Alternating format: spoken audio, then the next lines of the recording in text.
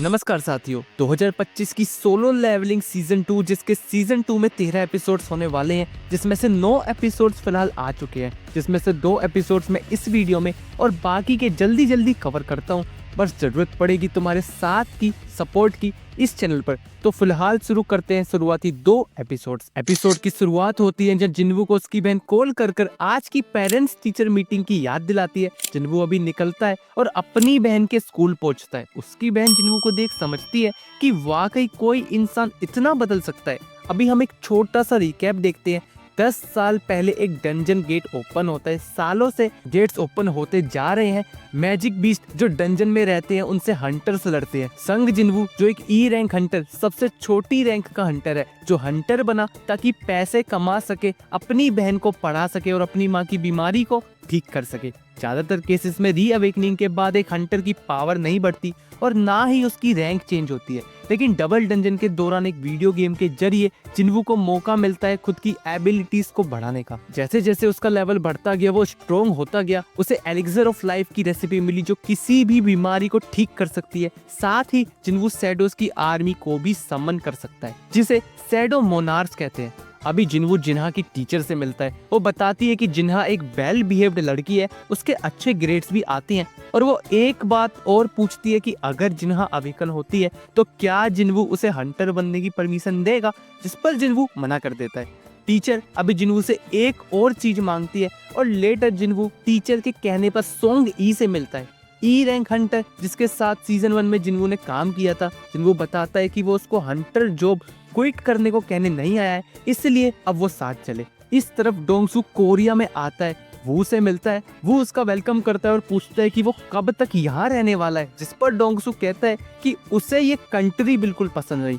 वो अभी डोंगसू से पूछता है क्या वो अपने इस छोड़े हुए देश में सिर्फ उन दोनों को ढूंढने आया है। डोंगसू अभी रुकता है और कहता है कि जब उसे जवाब पता है तो ना पूछे, और क्या वाकई वो डोंगसू को यहाँ रोकने आया है, जिस पर वो कहता है कि वो सिर्फ अपना काम कर रहा है। लेटर गो को पता चलता है कि मतलब उनके विंग्स भी थे, वो बीस्ट उड़ भी सकते हैं, जिस पर चोई कहता है कि शायद कुछ दूरी तक, लेकिन जल्द ही शायद बहुत दूरी तक। मीनवाइल जिन्वू मैनेजर आहान और मिस्टर यून से मिलता है सी गेट में जाने के लिए एज ए ट्रेनी। आहान बताता है कि ए रैंक हंटर किम, जिसे टैंक के नाम से जाना जाता है, वो आज की स्ट्राइक टीम को लीड करेगा। किम खुद से कहता है कि क्या अब उसे इन ई रैंक वालों की बेबी सिटिंग भी करनी होगी।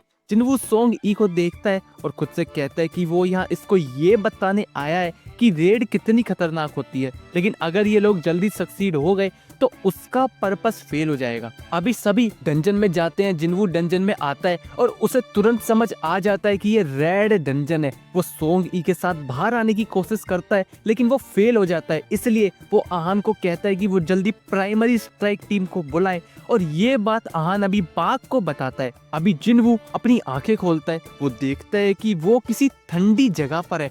सोंग ई जिन्वू से पूछती है कि ये क्या था। जिन्वू बताता है कि ये रेड गेट था, एक डंजन जो उन्हें बाहर की दुनिया से तोड़ देता है।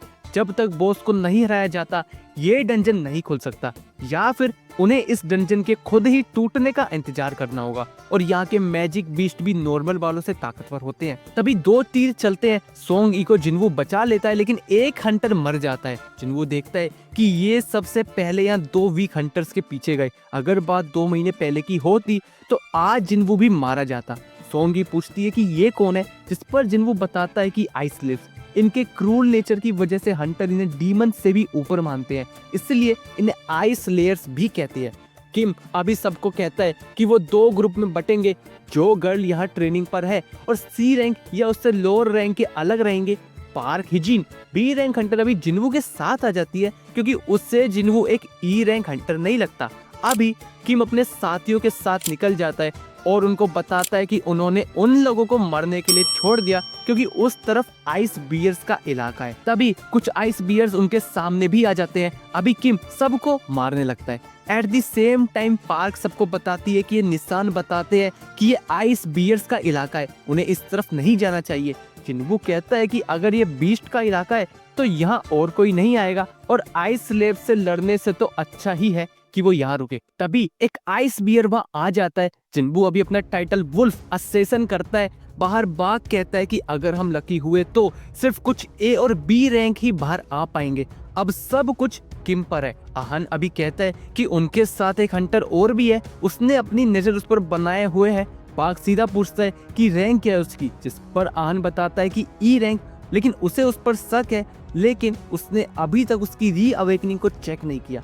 तभी यहाँ डोंगसू आ जाता है। डोंगसू अभी कहता है कि वो उस जिन्वू को देखने आया था, लेकिन अब वो इस रेड गेट में फंस गया तो शायद ही वो बच पाएगा। अभी इनसाइड जिन्वू आइस बियर को मार चुका होता है और फिर वो और आइस बियर्स के पीछे निकल जाता है। जिन्वू अभी आइस बियर्स के सामने होता है, वो शैडो आर्मी को समन करता है, उन्हें कहता है कि ये उनकी पहली जॉब है। अभी शैडो आर्मी को लड़ता देख जिन्वू कहता है कि अच्छा काम कर रहे हैं वो। अभी आइस बियर्स का बॉस वहां आता है, जो आते ही सबको खत्म कर देता है। जिन्वू देखता है कि अब उसके पास और माना नहीं है आर्मी को वापस समन करने के लिए, तो अब यह आइग्रेस संभालेगा। आइग्रेस अभी बॉस को मार देता है। ये देख जिन्वू समझता है कि वो और आइग्रेस एक ही लेवल पर है, लेकिन नहीं, शायद आइग्रेस जिन्वू से कई गुना ताकतवर है। और इस तरफ किम के सारे साथी मारे जाते हैं। किम आइस लिप्स को अपने सामने देख डर कर वहां से भाग जाता है। इधर जिन्वू अभी मरे हुए आइस बियर्स को अपनी शैडो आर्मी में शामिल कर लेता है। मीनवाइल बाहर 3 घंटे बीत चुके होते हैं, मतलब डंजन के अंदर 3 दिन। डोंगसू अभी पूछता है कि जिन्वू व्हाइट टाइगर गिल्ड से तो नहीं है, तो उससे गेट के अंदर जाने की परमिशन किसने दी? जिस पर आहान कहता है कि जिन्वू उसका दोस्त है, वो सी रैंक डंजन में जाना चाहता था, इसलिए उसने उसे परमिशन दी। डोंगसू कहता है कि ठीक है, और वो तुरंत आहान की गर्दन पकड़ लेता है और कहता है कि उससे क्या लगा, वो ये कहेगा। तभी पाक डोंगसू का हाथ पकड़ लेता है और कहता है कि पीछे हटे वो। तभी वो दोनों के बीच आकर दोनों को रोक देता है, क्योंकि 2 एस रैंक के बीच की लड़ाई तबाही मचा देती है। वो कहता है कि वो नहीं जानता कि किस बात के पीछे है डोंगसू, लेकिन उसने 2 महीने पहले जिन्वू को टेस्ट किया था और वो वाकई एक ई रैंक हंटर है। और इन्वेस्टिगेशन यही कहती है कि डोंगसुक एक मैजिक बीस्ट की वजह से मरा। तभी डोंगसू को किसी का मैसेज आता है, वो कहता है कि बच गया, जिन्वू जा रहा है वो। इधर अंदर किम बचे हुए हंटर्स को हंसी मजाक करते देखता है। वो समझता है कि ये कमजोर लोग जिंदा कैसे हैं, उनके पास खाना, कपड़े, सारा गियर है। वो उनकी तरफ बढ़ता है, गुस्से से कहता है कि उसकी टीम मर गई क्योंकि उनके पास खाना और गियर खत्म हो चुका था। तभी जिन्वू वहां आकर उसके सर पर चपेट मारता है, जिससे वो दूर जाकर गिरता है। जिन्वू अभी कहता है कि वो सब छुप नहीं सकते, इसलिए अभी आइस डीमंस अपीयर होते हैं। आइस डीमन का बॉस कहता है कि इन कबाड़ में से चलो कोई तो काम का है। इस पर जिन्वू कहता है कि क्या वो उन लोगों को कबाड़ बुला रहा है।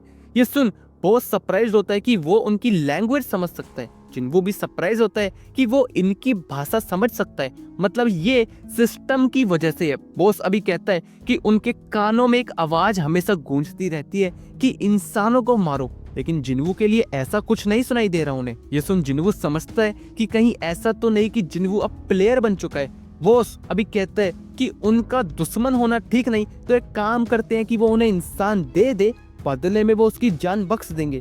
जिन्वू पूछता है कि क्यों उन्हें इंसान चाहिए। बॉस कुछ कहता है, लेकिन जिन्वू के लिए वो ग्लिच हो जाता है। जिन्वू ये देख कंफ्यूज्ड होता है और वो मना करता है, जिस पर बॉस लड़ने को तैयार हो जाता है।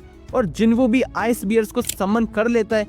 पार्क और बाकी के देखते हैं कि क्या ये मॉन्स्टर्स हैं, ब्लैक आर्मी, ब्लैक बियर, क्या इन्हें जिन्वू ने समन किया है। अभी जिन्वू और बॉस की आर्मी का युद्ध शुरू हो जाता है। बॉस अभी अपना नाम बारू का बताता है और जिन्वू से उसका नाम पूछता है। दोनों आगे बढ़ते हैं। किम को इधर होश आता है और वो जिन्वू को मारने बढ़ता है। जिन्वू देखता है कि बारूका का उसके सामने से आ रहा है और किम पीछे से, इसलिए अभी आइग्रेस बारूका का ध्यान भटकाता है और इसी पर जिन्वू किम को मार देता है और उसे अभी अपनी शैडो आर्मी में शामिल कर लेता है और उसका नाम आयरन रखता है। अभी जिन्वू, आयरन, आइग्रेस तीनों बारूका से लड़ते हैं और बारूका को मार देते हैं। डंजन बंद हो जाता है, सभी बाहर जाते हैं, लेकिन जिन्वू खुद से कहता है कि अभी एक काम और बचा है। अभी सभी गेट के बाहर आते हैं। पाक समझता है कि किम कहाँ है, सिर्फ लो रैंक हंटर्स ही बच सके, इसलिए अब वो जिन्वू को रोक उससे पूछता है। इस पर जिन्वू कहता है कि उसने उसके 2 लोगों को बचाया, क्या उसे उस बात के लिए उसे शुक्रिया नहीं कहना चाहिए। ये सुन पाक शांत होता है और कहता है कि हाँ, वो माफी मांगता है अपने एक्शंस पर और जिन्वू को थैंक्स करता है। अभी जिन्वू के जाने के बाद बाग आहान को कहता है कि वो कुछ भी कर कर जिन्वू गिल्ड में लेकर आए। अभी जिन्वू सोंगी को घर छोड़ देता है और वो अभी रास्ते में खुद से कहता है कि बारूका और उसके बीच काफी अंतर था। 3 बार उसने उसको सम्मन करने की कोशिश करी, लेकिन वो फेल हो गया। वाकई आज का पूरा दिन बेकार हो गया। जिन्वू अभी घर पर मुंह धोता है और खुद से कहता है कि नहीं, आयरन उसे मिल गया आज, लेकिन आज ये तीसरी बार था कि उसने किसी इंसान को मारा। इसी के साथ शुरुआती 2 एपिसोड्स खत्म हो जाते हैं। एपिसोड्स कैसे लगे कमेंट बॉक्स में जरूर बताना, अच्छा बुरा वो भी अपना फीडबैक जरूर देना। एफर्ट्स अच्छे लगे तो लाइक सब्सक्राइब शेयर जरूर करना और मिलते हैं नेक्स्ट वीडियो में। तब तक के लिए धन्यवाद।